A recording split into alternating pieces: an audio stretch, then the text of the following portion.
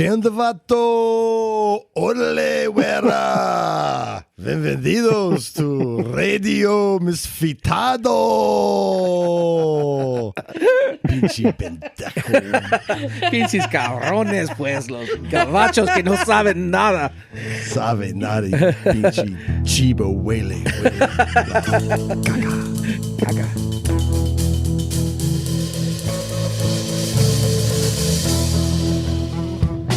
Hey there, welcome to Motorcycles and Misfits here at the Recycle Garage in sunny Santa Cruz, California.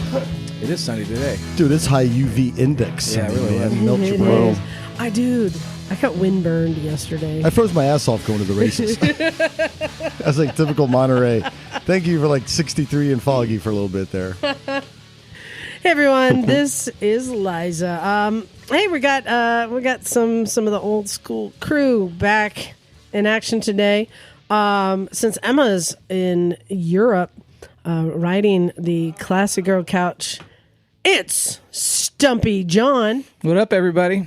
Stumpy here. Yep. Should I share how I describe you to the hostess at the restaurant the other night? Sure, go ahead.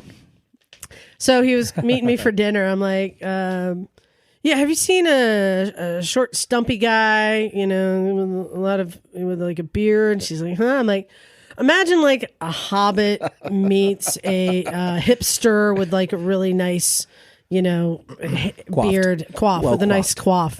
And she's just like, what? And then, I came by and then she didn't see me. And then I walked back and she's like, oh, you there.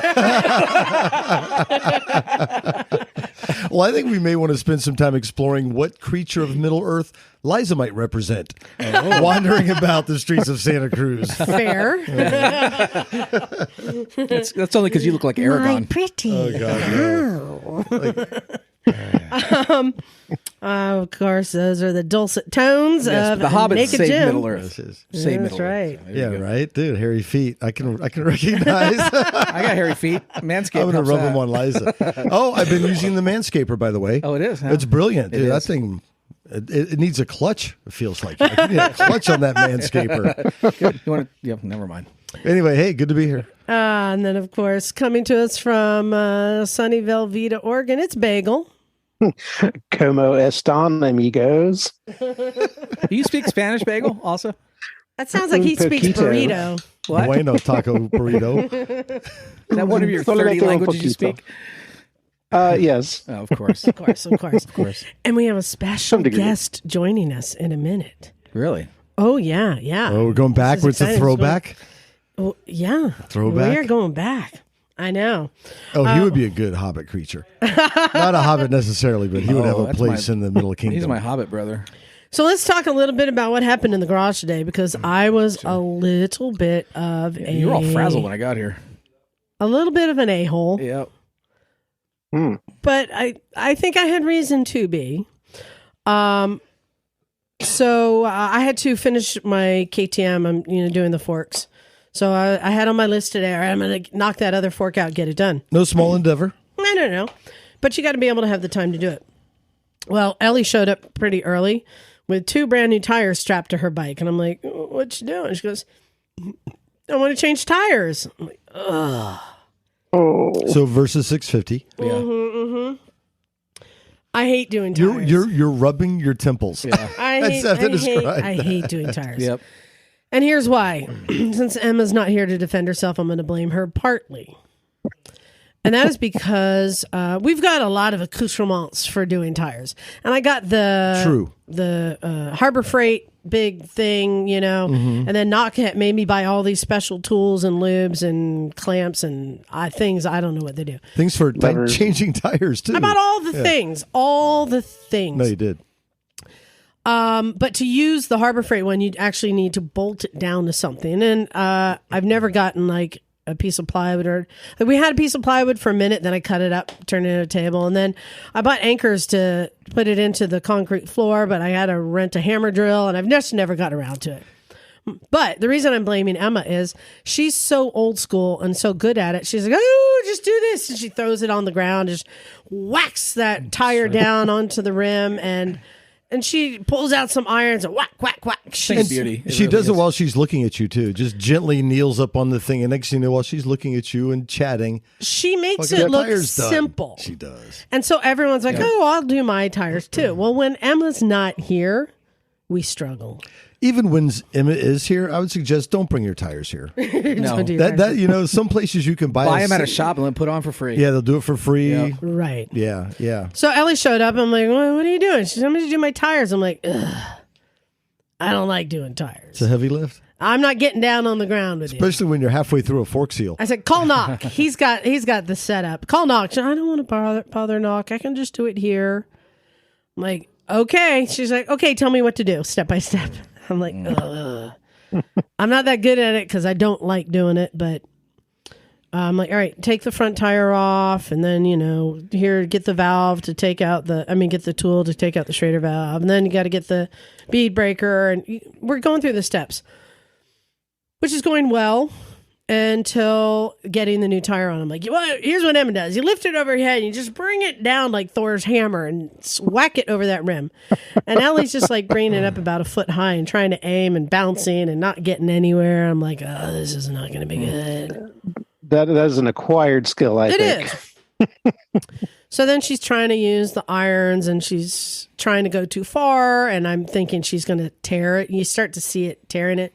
So then we pulled out my no pinch tool for a little bit, the thing that drops down in where the axle goes and has a little lever that pushes it. How did that work? We were able to scooch it to about 2/3 of the way on, but then it started leaving like little marks in the rubber edge. Is that designed for street tires, or is that more of a dirt bike tire More of tool? a dirt bike That seems like right. tire, but I mean, it got us a little more seated. Then it was back out to the ground and then back to the tires and get more soap. And then, it's like, oh, we ran out of soapy water and I can't find the soap tub. Somebody moved it. I didn't realize Charlie had come and was trying to help and had pulled it and set it outside. So I'm looking at her. I mean, it's just, where you're running around like a chicken with your head cut off. And she's trying to get it. More people are showing up and trying to help and trying to get that thing on. Well, we finally got the tire on using the tire irons, but then the tire wasn't seating. It was narrower than the rim, but quite a bit. There's like a 1/2-inch gap all the way around. So then it's like, I don't know. I mean, you got to like keep rolling it around and pushing and shoving. And Ellie couldn't, I guess her arms are made of spaghetti because she didn't have enough strength to push right?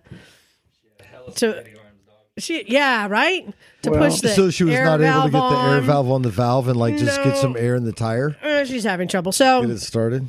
and then there was talk about, is it the right where special guest is here? It's Knock. Bing bong. Smoke I know. weed every Come on in, day. man. All right. Don't worry, you can interrupt us. That's fine. It's Knock. Hey, Not- sorry I'm late. You look like you just came in from whooping some ass, dude. You Oh, look well. boss, Well, man. okay. Yeah. So while all this is going on and I'm struggling, so then I'm like, well, I know that there's a method where you use the ratchet straps and you put it around the tire and you got to ratchet it and try and get it to push. And we were just struggling.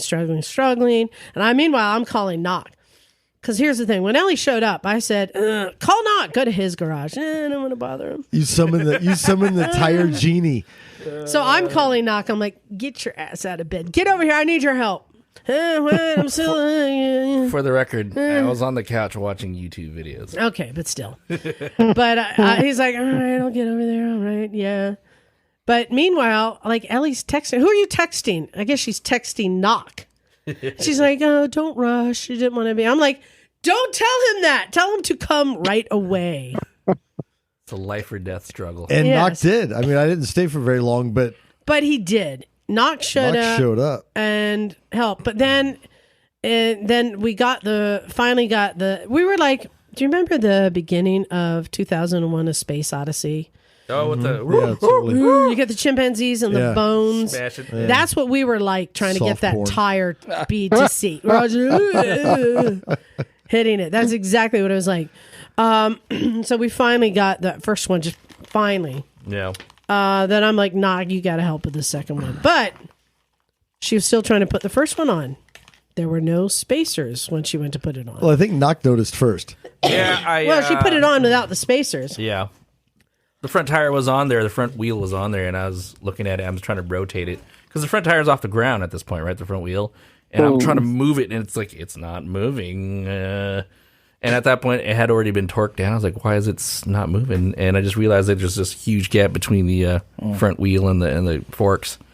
So I was like, "Yeah, you're missing spacers," and we weren't sure if they are spacers or we need one or two, and so I looked at the microfiche or whatever, and it's two spacers. I wasn't there when she actually took it off because she's, what do you do? I'm like, take off the wheel, bring it over here. Yeah. So then it was like at least 30, 45 minutes of everyone searching for the missing. Yeah. Now, you know what? I have done that before. I've done it Me also. too. Yeah, I think we've all It took had a bushing while. fall out. It took a while. Can you close that door, Jim? Yeah. It took a while to find them. You guys. Oh, well, Jim, you don't know. You don't know where we found them. No, where? I found one. And by You guys we, found I mean, one. no, you cannot have that. Ah, shit. That is my cough drop. Oh. Well, one of them was found on the shaft of the bead breaker. Yeah. So the center first post. one fell out when she put it on the bead breaker, and it was still sitting on that shaft. That was one I saw. Yeah. Okay. Then it took another 20 minutes to find the second one. Which was on the balancer. Yes. No. Yes, because Yeah. we balanced it for the wheel weights. And I'm like, so here's this axle thing with two cones. Just put it through your wheel and tighten them up. So I never saw it. I was just telling her I was how to with do her when it. she was doing the balancing. Oh shit! And I didn't know that one of them was still in there, and it came off when she took it off and was stuck on the cone on that. So on the one hand, I feel a little bit responsible. On the other hand, I'm like, fuck you. I'm not going to stand over you and watch every second of the time because I was trying to get my forks done. I'm just kind of like, now do this. Now do that. And so everything that can go wrong went wrong. Yeah. Well, it's something we've all done, obviously, right? Yep. And I think it's like watch a YouTube video before you jump into something, just so you. Yeah, kinda, you were helpful about that. Well, how to balance a tire, and I'm like, I know we've talked about it and seen it, but I'm like, I don't exactly remember. And like a minute or two of a YouTube video, and you're like, oh, now I remember. I can't tell you how much I appreciated that because, again, I was trying to work on my forks. She's like, well, how do I do this? I'm like, I showed her once, spin it, and then whatever it falls to the bottom, mark that with tape, and then spin it a couple times. Now, and I explained it, but she just kind of if you tell her more than 3 steps, I think she kind of gets lost in the process. You know what? So you're like, just watch a video. I'm like, thank you. And I Yeah, walked it's a away. lot to take in. Yeah. Especially if you don't know how to do it. But then I Knox showed understand. up and helped her get the second one done, and then Yuri kind of came to the rescue. Wait, where did you guys find Yeah. the second bushing, the second spacer? On the Oh, it was on the balancer. On on the balancer, balancer. Yeah. Yes. We Well, were both there, didn't notice it. Oh, I searched for it all over. Yeah, I found 2 sockets in the meantime, though. Underneath the you. cabinet. Yeah. Well, I'm like, oh, maybe you could just take this to the I lathe know. and sort that out. So you were kind of ran into the same problem with the rear tire, Yeah. it getting beaded. The bead wouldn't seat. And Yuri has changed a lot of tires because Yes. he's a racer. What was the trick that he showed you guys? He just he shoved the tire iron between the lip and the actual tire and kind of pried it a little bit so the bead would contact the tire bead would contact the rim bead. Or he said put it Ooh. on the whole the bead breaker Yeah. mount thing. And then he was like, yeah, just apply pressure here, which didn't make any sense to me. Then suddenly I Yeah. hear the pop. So he basically just wedged Like the tire iron in there and just, I just jiggled it a little bit. Basically, it didn't look like he used very much force at all, and the thing Yeah. just started inflating. I'm like, And okay, cool. Let's Use go. the air compressor. Yeah. Yeah. Was on there? Yeah. Yeah, the rear tire Oh, was cool. super easy to get on, though. I mean, it was nice and hot and pop, pop, pop, pretty straightforward. Wow. So thank you very much, Knock, Yeah. for showing up and helping her. And I did get my forks done. Oh, good. We bike. made that custom tool. Yeah. The custom PVC. Well, I say Uh-oh. I got my forks done. I'm not entirely sure that the clip is seated. That's holding the desk. No. Yeah, I'm not entirely sure, but I kind of was like, You're going to know tomorrow. you saw when you're hammering that hard with an actual metal hammer, it's not going any further. So I'll find out. Yeah, I know. But that wasn't the only thing that I worked on. I also worked on my little yellow mobility scooter. Let's have a moment of silence for the mobility scooter. So Bagel, you haven't seen it. I bought one of these it's a little Amazon scooter. It looks like one of those stand-up scooters, but it also has a seat for old people like me. Okay. But it all, the seat drops down and the handlebars fold down so that I could strap it onto the back of a bike. I bought it specifically for these 2 weekends in a row at Laguna Seca because there's a lot of walking there. Yeah. Okay. And I was very proud of the fact I showed Jim that I had it up on the bike, strapped on. It fits very well. Yeah, very robust solid. mounting. Yeah, it was good. I was very happy with myself about this. We get to the event, and I pull it off, and remember, I forgot the key. Again, something many of us have done before. Guilty. Right. And this is what I call now the parade of bad decisions. And Jim has no fault in this. I accept 100%. Well, Jim, I guess I'm just going to hotwire it. You got a knife? Sure do. Here you go. I did say just ride back home and get the key and come back. You Which did. was, I said half in jest, but in retrospect, may not have been a bad... I know.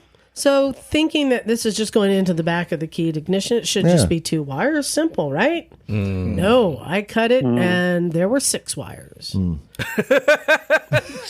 jeez. At least there were different colors. There were different colors, 6 wires, so there was some hope. I didn't bargain for 6 wires. I bargained for 2. Yeah, maybe 3. So then I'm like, well, I don't know. Do we just put them all together, or do you have to find the right combination? And while we're doing this, it's a little bit of a spark show, and every now and then the ends of the wires would melt away. We're to a doing little all the nub. above. The light was flashing on and off. Yeah, You've been watching too many goddamn movies, dog. Like, it's not like Hollywood where you rip the column and go and go off. You know what I mean? Like, on a motorcycle, it is that With a easy. spoon. well, you know. On a motorcycle, it is that easy. Well, maybe not. So I'm like, screw it. So I just abandoned it, brought it home last night, and actually, stripped the wires and actually reconnected them all and turned it on, and the power light comes on, and the headlight comes on, and nothing else happens. Not even a sad noise, huh? Oh.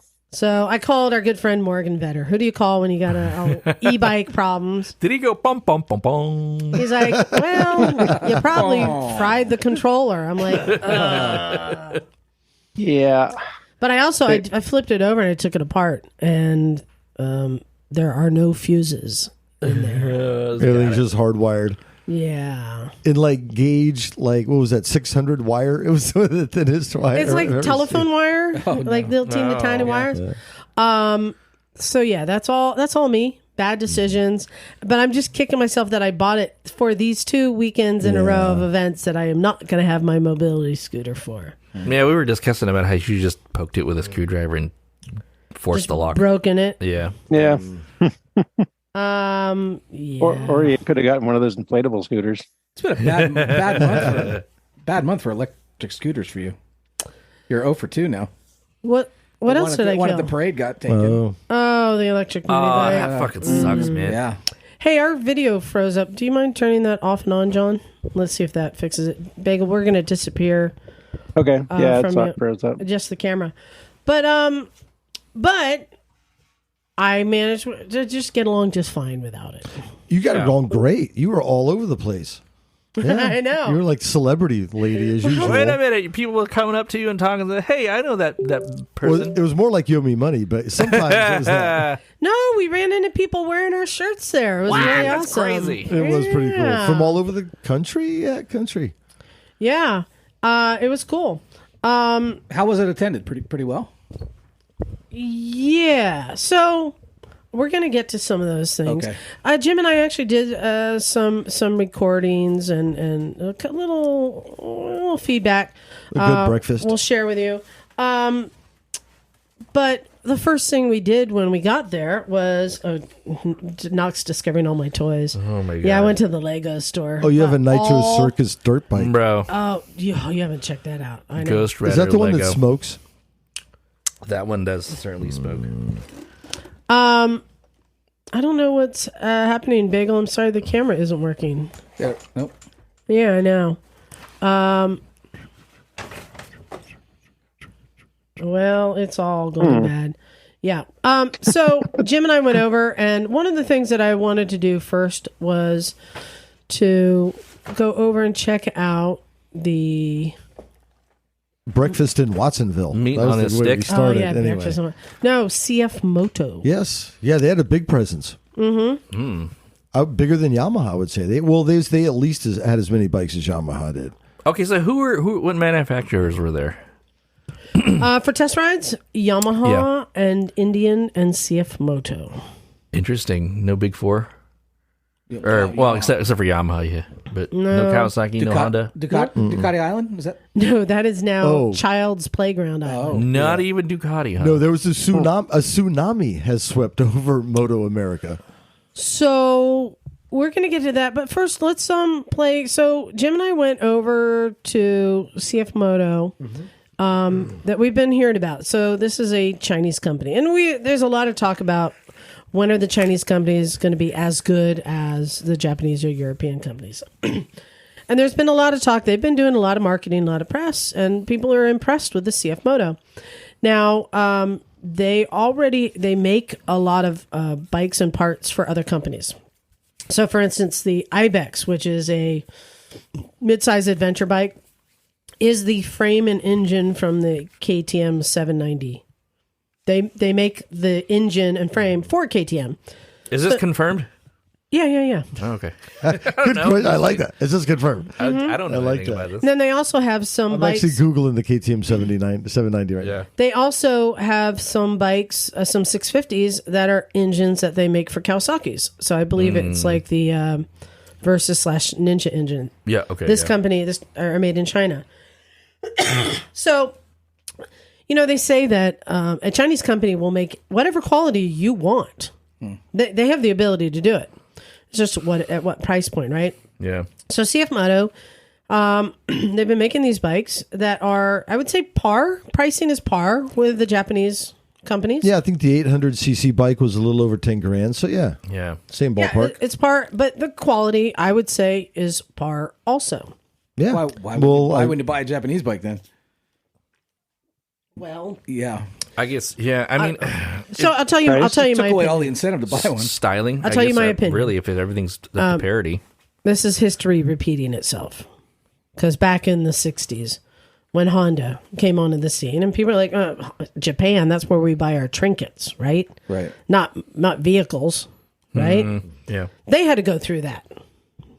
So they had to prove that their bikes were as good as everyone else's and more affordable. So now CFMoto and even what's the dirt bike, the Cove, there are these Chinese companies that are like, well, you can make a good product too if you're willing to to pay for it. So we wanted to check it out, and we did a test ride of the Ibex, which is basically the 790. So we got KTM discontinued that this year, right? Did they? I don't think so. Did they? I thought they did. I could be wrong. I don't have my phone, so I can't. I don't know. So we did a little review, and I have that to share with you guys. Well, here we are. It's MotoAmerica. Hey everyone, this is Liza. I'm here with Naked Jim, son. And we have arrived at Laguna Seca. It's race day. It's birthday week. Yeah, it's birthday month. Birthday month. We do all the fun things. Jim and I are July babies, and this is when all the fun things happen. We're walking past the Indian test rides. Jim, do you have any interest in trying? Oh yeah, I would totally ride one of those. I would totally ride one. I think they're britching. I just can't believe how many motorcycles are here already at like 11 in the morning. Yeah. There are a ton of people. So we're walking along, a lot happening here. We got test rides, we got CFMoto, we got Yamaha, we got Indian, we got the go-kart racing over here in the parking lot. Yes, go-kart racing. And of course, we're coming up on the track. The track was just repaved. They've made a lot of changes. Look what I see now.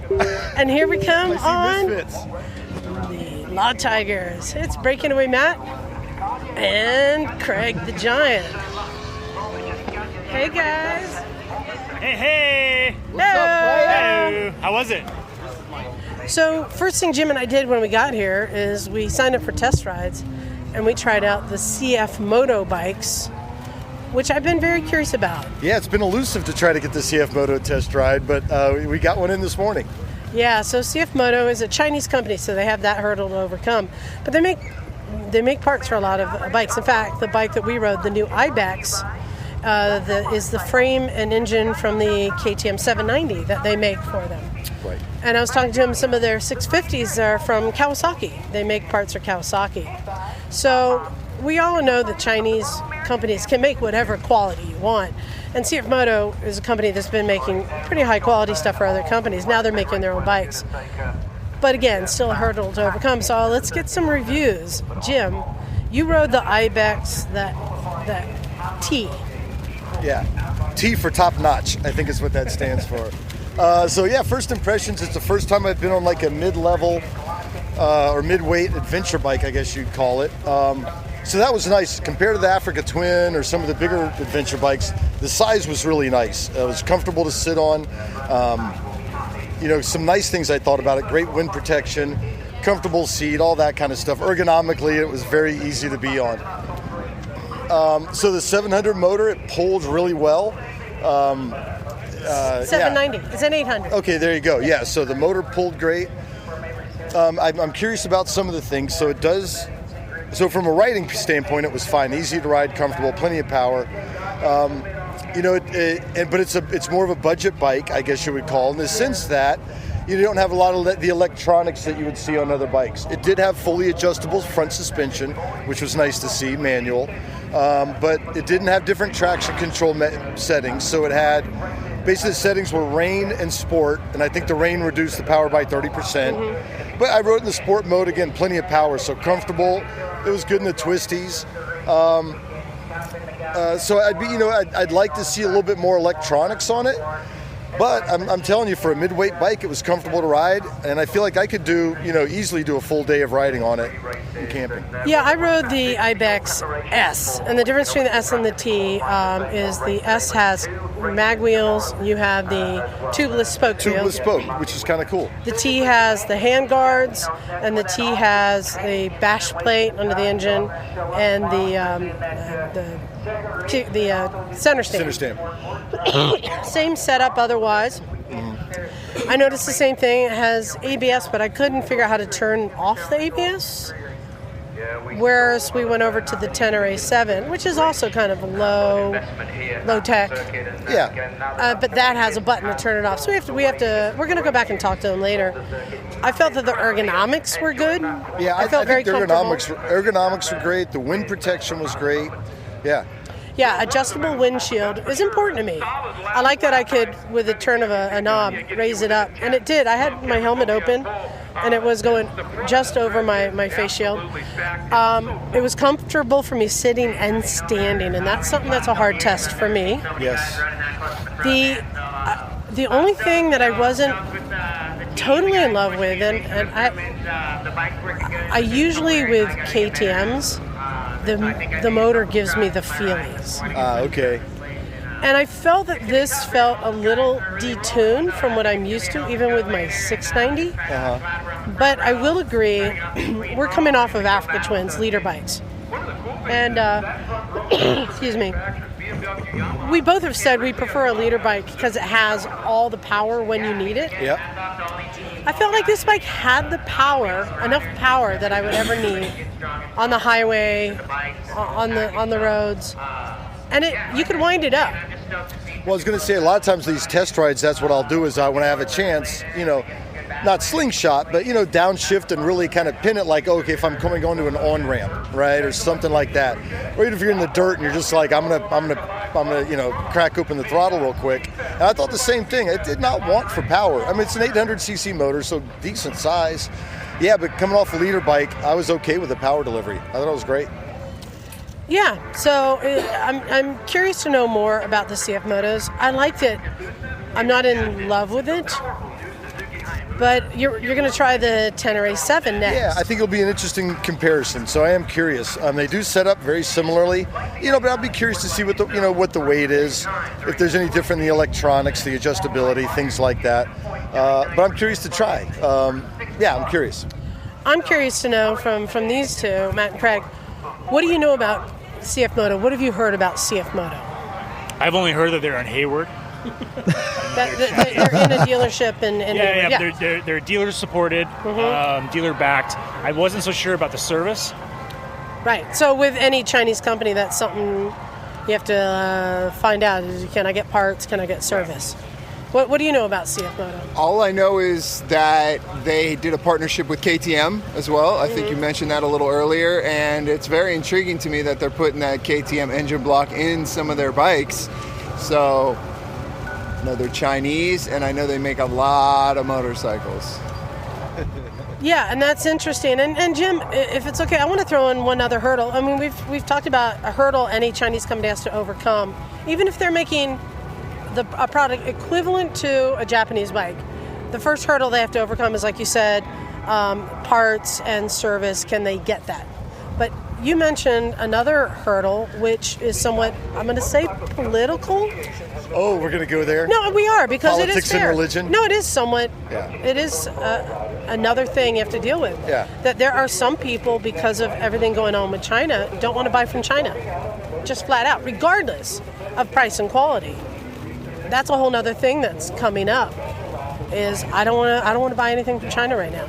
So that's another hurdle they have. That's kind of an interesting thing thrown in the mix. It's a stigma, I would say, for sure. But overall, fit and finish. How did the bikes look? Fit to and you? finish was great. That was one of the first things I was just kind of looking at, because that's an easy thing when you're standing there to check, look at welds, look at how the plastics meet up, look at the fittings, and the fit and finish was really clean. So that kind of gives you a good feel right there that, okay, if they put because some of these bikes, that we've looked at, the Chinese bikes, say 3-4 years ago, you saw the fit and finish, and right away you're like, if you can't get that right, everything's called into question. So sitting on the bike, the fit and finish was clean. And they, like Craig had mentioned, they make a lot of bikes. They actually, I think, have a 650cc adventure bike. Yeah. That the price point was pretty attractive. I think it was like $6,500 or something. And that's a motor they make for Kawasaki. Yeah, so that 650 bike would be another pretty cool midweight adventure bike to consider. I full disclosure, I spent about half my ride trying to adjust the clutch. I realized when we took off, my clutch had about 2 inches of free play in it. So then it's like, as you're riding, negotiating turns and looking down over your handlebars, like, how do I adjust this? It was pretty simple. And I was able to take in all the play, but now it was adjusted way out and out of reach. Then I saw another knob underneath the lever that I could adjust the lever position. So I'm like, okay, on the fly, I was able to figure stuff out. That's a good sign. One other stigma out there that I'm sure has been discussed on the podcast at length, but just a refresher, is just the overcoming the Chinese equating to lower quality, even if their quality has risen to where the Japanese is. I think it's a psychological thing on people's minds. We were talking about that yesterday, that maybe still we're a little ways off from equating it on the same plateau as Japan. And along those lines, too, the adventure bikes that CFMoto has, are they capable in the dirt? Are they reliable in the dirt? What kind of accessories do they have? Do they have an adventure-ready model ready to go? Well, in fact, those bikes that we rode, the Ibex, one of my tells is look at the tires. And those tires were like 90-10. Well, I think I'm glad Matt brings up a good point is, you don't really know how good these adventure bikes are until you crash the shit out of them a couple of times, right? You really got to pound them. But then also I'm curious what the aftermarket accessories are like, right? Because the stock tires on the Africa Twin are street tires. But can you get the cool aftermarket shit that you can get for other bikes for those things? Like, because they got decent hand guards, but I'd probably beef them up. But I'd be curious what the aftermarket parts are like. Well, I think let's save that. Let's do a return trip. I want to go back and talk to them and get some more info. But I think Matt nailed it, dude. You don't know an adventure bike's an adventure bike until you ride it adventure-y for a while. Exactly. All right, thanks, guys. We're going to go check it out.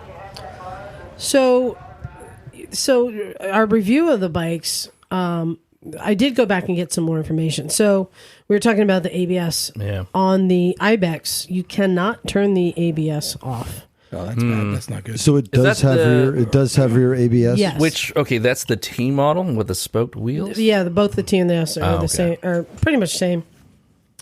But like we said, when we went and looked at the Tenere 700, right there on the dash is a button that says ABS. You can turn it off and on. Mm-hmm.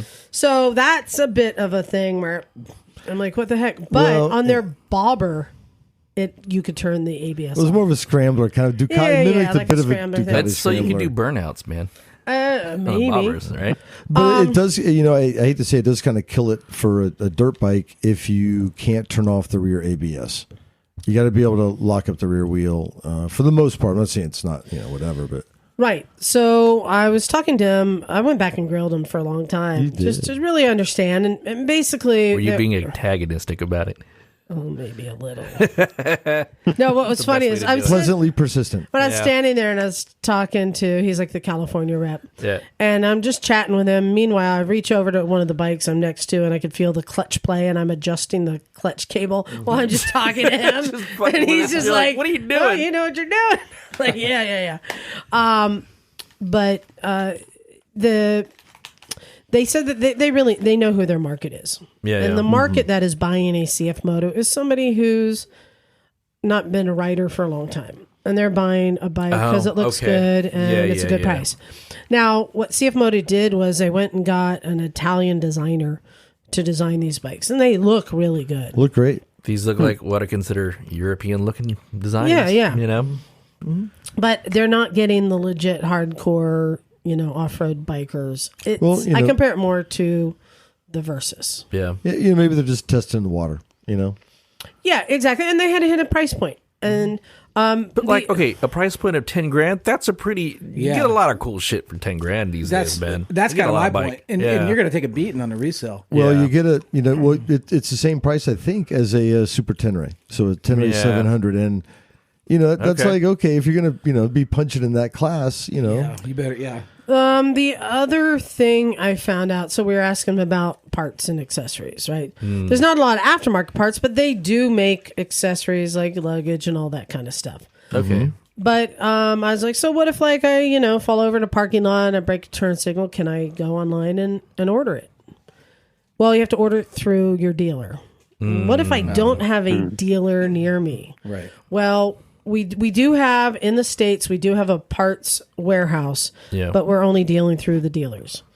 Gotcha. So if you need a turn signal, we'd have to go up to like Hayward, which is an hour and a half. Yeah, so you can't go to Partzilla and get like part number XX, whatever, get the thing. No, and they're building the infrastructure. They're getting more and more dealers. Okay. And the way that they're supporting the dealers is you have to go through the dealer to get the parts. Mm-hmm. You can't circumvent them. That's reasonable. It makes sense. But the reality is, like their number one selling bike, some of the smaller, like the 300, there's a bike that is basically the equivalent of the Ninja 400. Mm-hmm. It's one of their best selling bikes. New riders get it. It's got a good price point. But overall, I think we both agreed that the fit and finish look good. Mm-hmm. And I really do. I equate it to when Honda and the Japanese bikes were new and trying to get in with the American and European bikes. That was the standard, right? Yeah, there's such a lot of emotional, like cultural baggage that you have to overcome when you want to try to sell stuff in America. It's just, stuff like that. Yeah, anyways, Japan had the same problem though. Yeah. Yeah. And they have a bike called the Papillon, which is basically a Grom.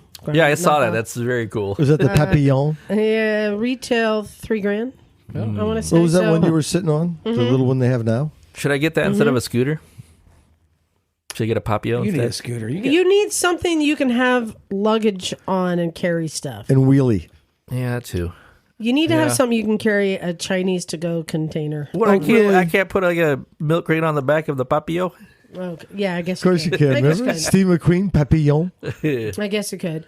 So, I mean, would you buy a CFMoto Jim? Oh, you put me on the spot? Yeah. Well, I think the CFMoto, so the ones I thought were appealing is they have a couple of 650s. One is a 650 adventure bike, and the other is a 650 kind of upright street bike.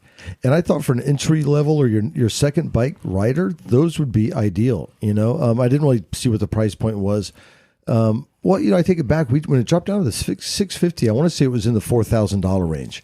So if you could pick up a brand new bike that's has some decent lineage out of it. It's a twin. If it's a Kawasaki motor, right? Yeah. Yes, that's the Kawasaki. I mean, for that, this is it here. Their version of the Versys, I guess. Yeah, or the SV or the V-Strom kind of thing. Well, they remind me of a V-Strom. Yeah, exactly. For $4,000, that's a different conversation.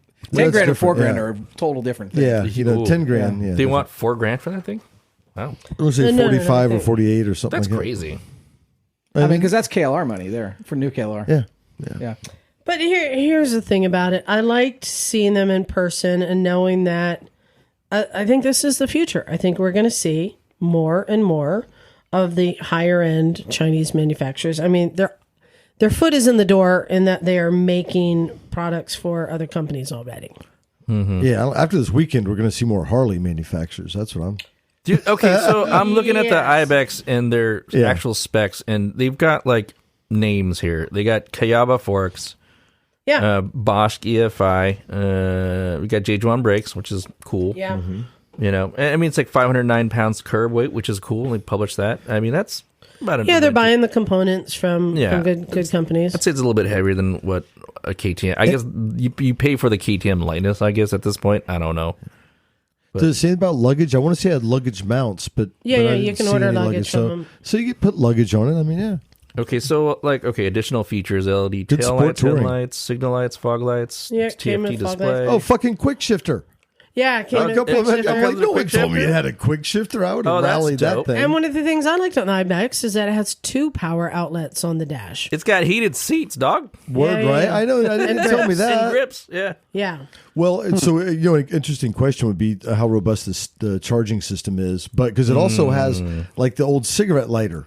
plug. Yeah. So one's USB, one. I'm like, can you actually get a cigarette lighter for that? Because that would be awesome. Okay, with all these features at, was it 10 grand? Yeah. Yeah. For the Ibex. 10.5. You know what? It's starting to look really nice. You know? Yeah, I'm still not there. Yeah. Well, take a look at the Super 10. I mean, I hate to pick on them, but yeah. The T7 or the Super Tenere? I'm sorry, the T7. Yeah. I think that the bike will perform just fine. I think that if you need to get service, that might be a little trickier. I mean, what I would say, And the resale value. Yeah. I mean, I rode the bike. That's the other thing. The bike rode great. No complaints about the bike, at least on the test ride we did. So I think that was all good. But Yeah. it looks like it's not a direct competitor to T7. It looks like it's more a direct competitor to the This Versus. is like the hardest part, Because right? the T7's a legit dirt bike. Well, I think they got to do something to attract buyers because it, like I said, like at least the T7 is an example. Yeah. If it's 51, whatever, I'm buying going the to T7 go all with day. Yamaha all day long. Yep. Yeah. But there's nothing wrong with that bike, so that's what they have to But would you buy that or a Versus? a Versus? Yeah. Yeah, so it was good, but we saw there were a lot of other bikes there. So Oh, or a V-Strom. What do V-Stroms go for? yeah, Because those are capable as fuck now. yeah. The new ones Anyway. are awesome. New ones Yeah, are they great. are The awesome. 800s are awesome. Bagel. At the BMW, they just had a little tent that wasn't test rides or anything, but they had the electric scooter there. Oh, cool. It looks pretty good. Yeah, I saw footage of that thing that looks pretty. It's like super long and it's kind of open. It looks like a really futuristic Ruckus, huh? Yeah. What's the Kinda, range on yeah, that, did they say? I don't know. I don't recall, but I think it's over 100 miles. Yeah. Wow. Yeah, it's pretty serious bike. Yeah, that's a lot. Yeah, it looked pretty good, but there was Okay, here it is. It is the BMW CE04. yeah. It's pretty hot looking. Yeah, it looks pretty cool.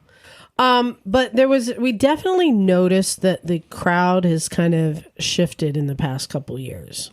To Kinda. what? More Harley or what? Yeah. Well, Baggard, that's what they went for. Well, and hey, I'm just gonna say, I mean, there were not just a lot of like leather clad people on big bikes on V Twins there, but in the vendor market, it showed also. I would say almost half of the market Well, I was catering to the V Twin crowd. I remember we went it was pre-COVID, so maybe 4 or 5 years ago, and it was a while back, and it was dwindling. I mean, it was not, and we had the conversation like we lost MotoGP, or we're going to lose MotoAmerica because there's like Lost World Superbike too. yeah, because it's like the crowds are not like these are. It reminds you of like the Clubman or something. It's dwindling, and then next thing you know, here comes Rolling Sands, and Rolling say what Sands, you the want. Hooligan, and then the Baggers. In fact, I have a short clip about that. Fight to get themselves in that It's top the six. Baggers, king of the Baggers. They come so fast.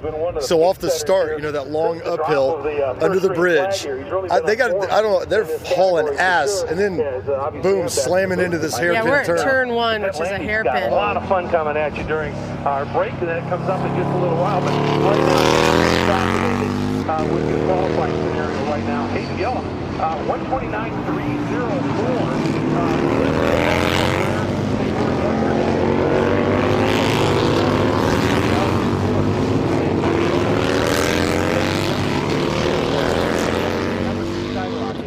They They sound great. You could just feel it, right? Sounds like a Hollister rally on drugs or something. Yeah. So more drugs. On racing fuel. Yeah, Yeah, more sounds drugs. More so meth. the baggers with the baggers, a lot of the audience are coming on their V twins. There was a Harley Davidson parade lab. All the Harley Davidsons out there.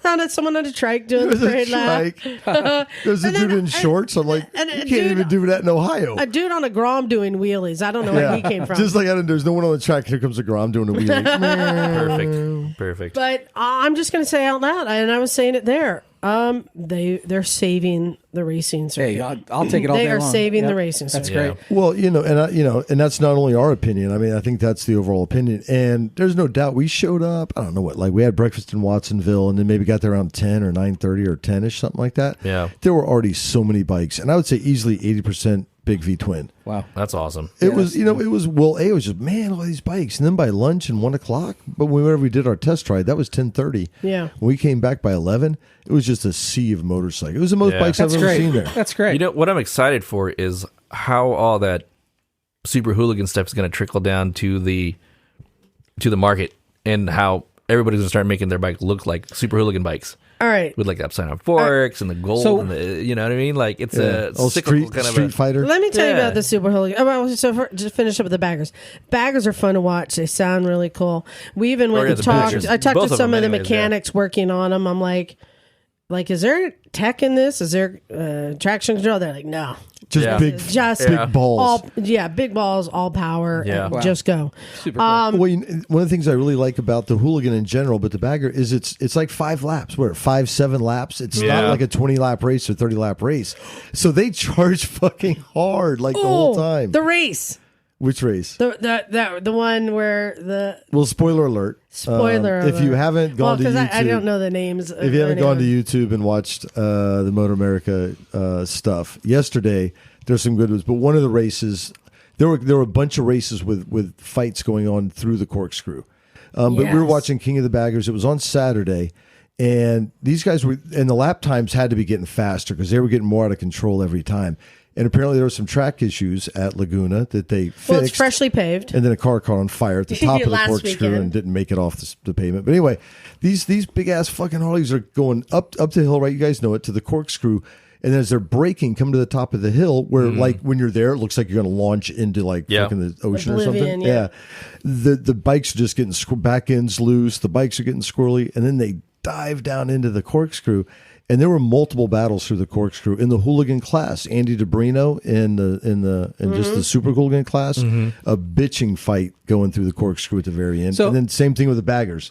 These people passing each other. It's wild. So there's this race, 1 and 2. They're just right on each other, right? They're coming up to the corkscrew, which is already hectic. And the guy in the back, he comes up over the hill. He's number 2, and he starts to charge. But as they're coming up over the hill, the number 1 guy slows a little bit as he's dropping down into the hill, and he almost runs into him, and it gets all squirrely and sideways, and then cuts to the inside and cuts him off and does this pass through the carousel. I keep saying the carousel. Those huge bikes. Which on huge bikes, and it's like, oh, he did this pass. It was awesome. They go around down through the chicane across the rainy corner. yeah, whatever. the grandstands to the next big hairpin turn. final turn. Yeah. And he just lays it down too hard and slides out. Number 1 slides out. Number 2 slides out right behind him. Number 3 comes along and takes the win. Yeah. Oh, you had to believe the adrenaline levels were just fucking shooting out their eyeballs because after they were close most of the race. Then that last battle, last lap, changing lead, and then just coming into that last turn 11, just carrying so much speed. Bikes, they broke front end, washed out, both of them. No, they didn't touch each other, but And you could tell because when you're watching the video, they were sliding. They're sliding. all the racing they were just charging. It was crazy. But in the Super Hooligan race, that's crazy. So is that just FTRs or they have other No. bikes too? It's everything under the sun. So you got like Dynas and FTRs. Oh, really? Energicas. An Energica and a KTMs. Zero. a Ducati Hypermotard. Oh, wow. Yeah, I think there that was an SV650 Gen 1. What? That's crazy. Yeah. So what are the rules as far as capacity goes? It doesn't matter. I don't know. Huh? I think it's twins. Run with your brung. These are all twins. It was a Except big. for the I gotta look electric it up. ones, Is right? it 750? It's got to be more than that. No, more than that. That was crazy to see all these different bikes in there. How big was the Like grid? some of them, I think these Dynas have like raked front ends. Yeah. You know. Oh, it was okay. It was that crazy. Okay, how big was the grid? I'm gonna guess maybe 16. I'm guessing. Yeah, something like that. Yeah. Okay. But so I talked to Morgan Vetter today Yeah. because the Energica, they did very well. Kenyon was on the 0. Mm-hmm. But so they're in this field racing. You get all these like, boom, boom, zing, you know. Zing. Are they in the same class or are they separate Yeah. classes? All right, so same here's class. the deal: the Roland Sands Design Super Hooligan National Championship in MotoAmerica.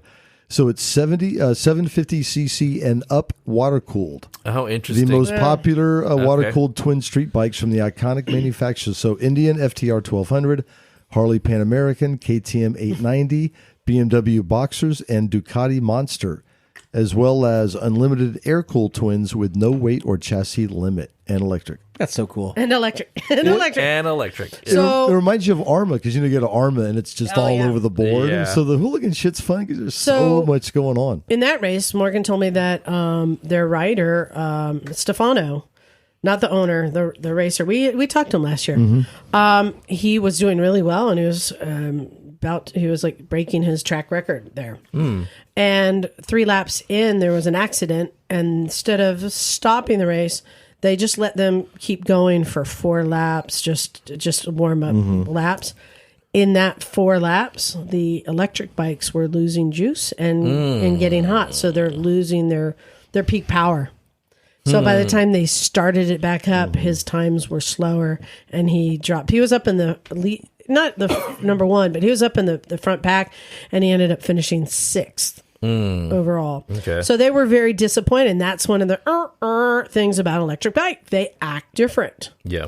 So something like a delay in the race, it affects the performance, which Yeah. is very, They very... weren't able to pit, correct? They had to just finish those laps, those cool down, whatever laps. Yeah, yeah. And then it was also exciting to watch I guess it was the 600s, I guess. Super Sport. Super Sport. Yeah. And Josh Hayes, who's been on our show, was racing. Now, if you recall, Josh Hayes, he's like 48 years old now. He was a kid when we started going to the races. But he's chasing in like a record of like most AMA wins during a career. He's very Crazy. He's chasing this record, and he had pole position, and he got a great start, and he was leading the race. This is 22 laps, the final race on Saturday. Full on race, huh? 22 laps with a required pit stop and tire change. Oh, wow. And I got the story from Yuri on this. So, because I left during the race, but Josh was in the lead. I'm like, yay. And then I checked out the results when I got home, and he came in second. And that there was an issue at his pit stop. Oh, brutal. Apparently, that normally it Lost a takes spacer. like 22 seconds. And it ended up taking like 48 seconds or something like that. Oh, And man. I think it was something to do with the caliper, something getting misaligned, and they were having trouble getting the wheel back on. Oh, no. And that was Motorcycles. enough time that he lost first place. brutal. And I just think as a racer, Pits, man. that must blow. But is that the point of doing a required pit stop?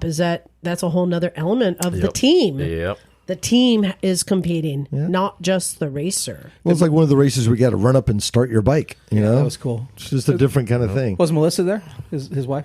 I didn't see her, but we had lunch with Rob Talbot. Yeah, we was saw fun. a whole bunch of people we knew over there. It was great. Yeah, lunch with Rob was fun. And the funny thing is, there's all these picnic tables, and just if a spot opens up, you just grab it and just. Jim and I are social. Just, can I join you? And we were in line to get some sausages, and I saw a couple people get up from a table. So I just beelined. I'm like, tell Jim, give me a drink. I beeline for the table as these people are getting up, and a couple people are still staying. I just like, hey, do you mind if I join you? And he looks up, and it's Rob. He's like, perfect. come on in, let's. Although I do owe you an apology. I was supposed to get you a bratwurst when you ran off, But and I got I did distracted. yell as I ran off. Yeah. And so that was really nice. But we had listeners we were running into. That was really fun. One wearing our shirts from Florida. But Wow. Matt Meller, who was on Emma's trip last year and was at our rally this year. Yeah, cool dude. I ran into him and he's like, can I tag along? I'm like, sure, why not? Yeah. So he's tagging along. We're like, hey, here's Rob and there's Wayne. And like, he's just like, holy shit. Yeah, we hung out. He and I hung out for a while. It was great. We had a good day just walking all over and checking stuff out. He was like, yeah, I've never been here before. I just decided just to come. You guys talk about wow. it. He had never been. Cool. I'm like, wow, you never been to Laguna Seca? And he's like, no, I've never been to a race. Oh, wow. wow. Okay, cool. Oh, that's great. I know. Yeah. Well, Right? it gets better, but yeah, that's dope. So that was really fun, and what a great people to tag along with is us, because we're having fun hanging out with people. So we took them up to the Corkscrew. Yeah. You guys took the golf cart. Yeah, we took the golf cart. You guys run into Mike over there? No, Mike kept calling me and Craig, He and was then I dodging called him us. back, and he wouldn't answer. He was dodging us. He was there with Freya. They were having fun. Yeah.